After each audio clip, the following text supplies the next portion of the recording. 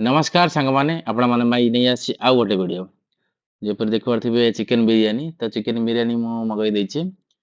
ତ ମାର୍କେଟ ଆସିଥିଲି ଆଉ ଭୋକ ହଉଥିଲା ତ ମୁଁ सोचिଲି ଚିକେନ ବିରିୟାନୀ ମଗାଇଦେବା କାରଣ ଏ ଦୋକାନରେ ଚିକେନ ବିରିୟାନୀ ଆଉ ଚିକେନ ରୋଷ୍ଟ ହିଁ ମିଳୁଛି।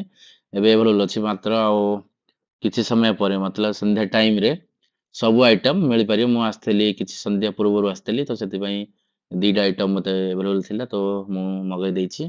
କିଛି ସମୟ ପରେ ଚିକେନ ରୋଷ୍ଟ ବି ଆସିବ। ଆଉ ଚିକେନ ବିରିୟାନୀର ମୂଲ୍ୟ ଥିଲା 90 ଟଙ୍କା।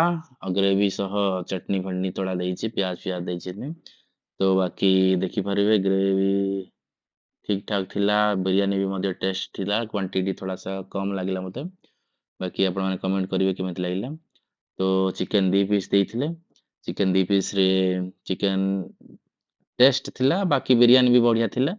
ଆଉ ଦମ୍ ବିରିୟାନୀ ଥିଲା ତ କିଛି ଅସୁବିଧା ନାହିଁ। କ୍ୱାଣ୍ଟିଟି ଥୋଡ଼ା କମ୍ ଲାଗିଲା ମୋତେ, ବାକି ଟେଷ୍ଟରେ ଭଲ ଅଛି। ବାକି ଚିକେନ ରୋଷ୍ଟ ବି କିଛି ସମୟ ପରେ ଆସିବ। ଟେଷ୍ଟ କରି ଦେଖଉଛି ଆପଣମାନଙ୍କୁ କେମିତି ଲାଗିବ। ଚିକେନ ରୋଷ୍ଟ ମଧ୍ୟ ପଳେଇ ଆସିଛି। ତ ଦେଖିପାରୁଥିବେ ଚିକେନ ରୋଷ୍ଟ 3 ପିସ୍, ଏଇଟା ବି ହାଫ୍ ମଗେଇଥିଲି ତ 3 ପିସ୍ ଆସିଛି ଆଉ 90 ଟଙ୍କାର ମୂଲ୍ୟ ଥିଲା। ଚିକେନ କ୍ୱାଣ୍ଟିଟି ତ ଠିକ୍ ଅଛି କିନ୍ତୁ 3 ପିସ୍ ଲାଗୁଛି ବହୁତ କମ୍ ଆଉ କ୍ୱାଣ୍ଟିଟି ଟେଷ୍ଟ ମଧ୍ୟ ବହୁତ ବଢ଼ିଆ ଥିଲା। ବାକି ଆପଣମାନେ ଦେଖିପାରୁଥିବେ ପିସ୍ କେତେ ସାଇଜ୍ ତାର ଅଛି। 3 ପିସ୍ ଦେଇଥିଲେ। ଟେଷ୍ଟରେ ଏକ ନମ୍ବର ଅଛି ରୋଷ୍ଟ, ଚିକେନ ରୋଷ୍ଟ। ବାକି ରହିଲି ସାଙ୍ଗମାନେ, ଜୟ ଜଗନ୍ନାଥ, ଜୟ ହିନ୍ଦ।